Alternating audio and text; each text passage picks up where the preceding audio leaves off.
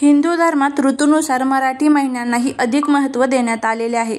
आषाढी एकादशीनंतर श्रावण आणि भाद्रपद महिन्याची वाट लोक आतुरतेने पाहतात आणि श्री विष्णू निद्रावस्थेत गेल्यामुळे सृष्टीचा संपूर्ण भार हा शंकरावरती येतो. श्रावण संपल्यानंतर अनेकांना वेध लागते ते म्हणजे भाद्रपद महिन्यात येणाऱ्या गणपती सणाच्या. शुक्ल पक्षातील तिथी संपल्यानंतर अनंत चतुर्दशीला बाप्पाचे विसर्जन होते. त्यानंतर कृष्ण पक्षातील तिथीपासून पितृपंधरवड्याला सुरुवात होते. पितृपक्षाचा हा काळ पूर्वजांसाठी मानण्यात आलेला आहे. या काळात पूर्वजांना श्रद्धांजली दिली जाते. श्राद्ध किंवा तर्पण म्हणून ओळखल्या जाणाऱ्या या काळाला मृत्यू संस्कारामुळे पितृपक्ष अशुभ मानण्यात आलेला आहे. यंदा पितृपक्षाचा पंधरवडा कधी चालू होणार आहे, त्याचबरोबर तो कधी संपणार आहे आणि घरामध्ये या पितृपक्षामध्ये काय करावे, काय करू नये, कोणत्या चुका टाळाव्या याबद्दलची संपूर्ण माहिती आजच्या व्हिडिओमध्ये आपण बघणार आहोत. आता आज अनंत चतुर्दशी संपणार आहे आणि अनंत चतुर्दशी संपल्यानंतर पितृपक्षाला सुरुवात होणार आहे. 18 सप्टेंबरपासून पितृपक्षाला सुरुवात होणार आहे. या काळात पिंडदान, ब्राह्मण भोजन, तर्पण, दानधर्म या विधींना सुरुवात होईल. पितृपक्षाचा पंधरवडा हा 18 सप्टेंबरपासून ते 2 ऑक्टोबरपर्यंत असणार आहे. पितृपक्षात सर्व देवी देवतांची पूजा केली जाते. तसेच पितरांची पूजाही केली जाते. पितरांची पूजा करण्याची योग्य वेळ ही सकाळी 11:30 ते दुपारी 12:30 असेल. हिंदू पंचांगात अभिजित मुहूर्त पाहून श्राद्ध केले जाते. या काळात मनोभावे पितरांचे तर्पण करायला हवे. तसेच ब्राह्मणांना अन्नदान, वस्त्रदान, दक्षिणा द्यावी. श्राद्धाच्या तिथी अशा पद्धतीने असणार आहे.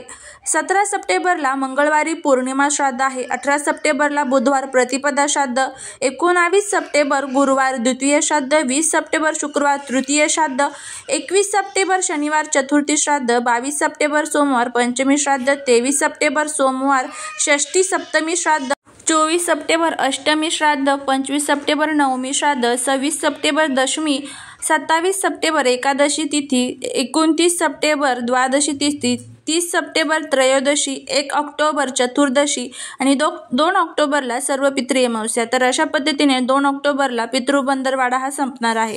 तर या पितृपंधरवड्यामध्ये आपल्याला काही चुका प्रामुख्याने टाळायच्या असतात. आपल्या पूर्वजांसाठी आपल्याला दानधर्म, तर्पण अर्पण करणं तितकंच गरजेचं असतं. तर कोणकोणत्या चुका या पितृपंधरवड्यात टाळायच्या आहेत त्याबद्दलची आपण माहिती घेणार आहोत. सर्वात प्रथम पितृपंधरवड्यांमध्ये पुरुष आणि महिला असतील तर त्यांना केस कापणं हे पूर्णपणे वर्ज्य असतं. पुरुषांना दाढी करणं सुद्धा ह्या पितृपंधरवड्यामध्ये पूर्णपणे वर्ज्य असतं. त्यामुळे जर केस आणि दाढी आपल्याला करायची असेल तर तुम्ही आजच म्हणजेच अनंत चतुर्दशीच्या दिवशीच आपल्याला हे सर्व करावं लागतं. कारण हा जो पूर्ण पितृपंधरवडा आहे तर ह्या पंधरवड्यांमध्ये आपल्या पूर्वजांसाठी आपल्याला घरामध्ये अनेक काही सेवा आणि उपाय करायचे असतात. त्याचबरोबर या वेळेमध्ये आपल्या घरामध्ये आपल्या पूर्वजांचा सूक्ष्म स्वरूपामध्ये निवास असतो. त्यामुळे त्यांचं नाव घेणं, त्यांच्यासाठी अन्नदान करणं तितकंच गरजेचं आहे. तर आता आपल्याला या पितृपंधरवड्यामध्ये कोणकोणत्या भाज्या ज्या आहेत तर त्या चुकूनही खायच्या नाहीत त्याबद्दलची आपण माहिती घेणार आहोत. सर्वात प्रथम या पितृपंधरवड्यामध्ये आपल्याला चुकूनही मांसाहार करायचा नाहीये. मांस, मटण, मच्छी, अंडी याचं चुकूनही आपल्या घरामध्ये या काळामध्ये सेवन करायचं नाहीये. त्याचबरोबर कांदा, लसूण सुद्धा आपल्याला या काळामध्ये खायचा नाहीये. पितृपंधरवड्यामध्ये आपल्याला आपल्या पूर्वजांच्या आवडतीच्या भाज्या तयार करायच्या असतात. पण मग आपण त्यामध्ये कांदा, लसूण टाकत असतो. पण चुकूनही पितृपंधरवड्यामध्ये कांदा, लसूण हा पूर्वजांच्या भाजीमध्ये टाकायचा नाहीये. तुमच्या घरामध्ये ज्यावेळेस तुमच्या पूर्वजांची तिथी असते तर त्या तिथीला तुम्हाला स्त्री गेलेली असेल तर स्त्री जीव घालायची असते, पुरुष गेलेला असेल तर पुरुष जीव घालायचा असतो. अशा पद्धतीने आपल्याला ते श्राद्ध करायचं असतं. कावळ्याला घास द्यायचा असतो आणि त्याचबरोबर अग्नीमध्ये सुद्धा आपल्याला घास हा अर्पण करायचा असतो. तर अशा पद्धतीने आपल्याला हे पितृपंधरवड्याचे 15 दिवस पाळायचे असतात. त्याचबरोबर काही भाज्या चुकूनही खायच्या नाहीत. आता कोणकोणत्या भाज्या आहेत तर ते बघा. सर्वात प्रथम या पितृपंधरवड्यामध्ये कोबीची भाजी चुकूनही खाल्ली जात नाही. कोबीची भाजी तुम्ही जर खाल्ली तर त्याचे अनेक दुष्परिणाम हे आपल्याला भोगायला लागत असतात. त्याचबरोबर दुसरी जी भाजी आहे तर ती म्हणजे या काळामध्ये आपल्याला भोपळा, ज्याला आपण दुधी भोपळा म्हणतो बघा, तर तो चुकूनही या काळामध्ये खाल्ला जात नाही. तर ह्या 2 भाज्या ज्या आहेत तर त्या खायच्या नाहीत.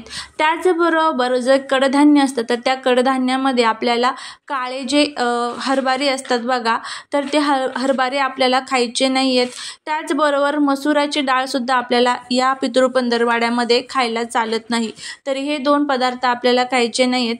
आणि ह्या पितृपंधरवड्यामध्ये आपल्याला काहीच चुका टाळायच्या आहेत. त्यामध्ये घरामध्ये ज्यावेळेस आपल्या पूर्वजांची तिथी असेल, त्या तिथीला ज्यावेळेस आपण घरामध्ये काही जेवण तयार करतो, तर त्यावेळेस आपल्या मनामध्ये एक सात्विक भाव, सात्विक विचार असणं तितकंच गरजेचं असतं. मग आपण म्हणतो की मी खूप सेवा करते, उपाय करते आणि त्याचा मला फायदा होत नाही, कारण आपण घरामध्ये आपल्या पूर्वजांचं ज्यावेळेस स्मरण करत असतो, त्यांच्यासाठी काही अन्नदान करत असतो, तर त्यावेळेस मनामध्ये भाव पाहिजे की मी जो काही उपाय करत आहे, जी काही सेवा करत आहे, तर त्याचं जे फळ आहे तर ते नक्कीच मला मिळणार आहे आणि मी त्यांच्यासाठी करत आहे. ज्यावेळेस आपण आपल्या पूर्वजांसाठी पिंपळाच्या झाडाखाली दिवा लावत असतो, तर त्यावेळेस तो दिवा आपल्याला दक्षिण दिशेला तोंड करून लावायचा असतो, कारण दक्षिण दिशा ही आपल्या पूर्वजांची दिशा असते आणि तिथे आपल्याला ओम पितृदेवाय नमः या मंत्राचा जप करायचा आहे.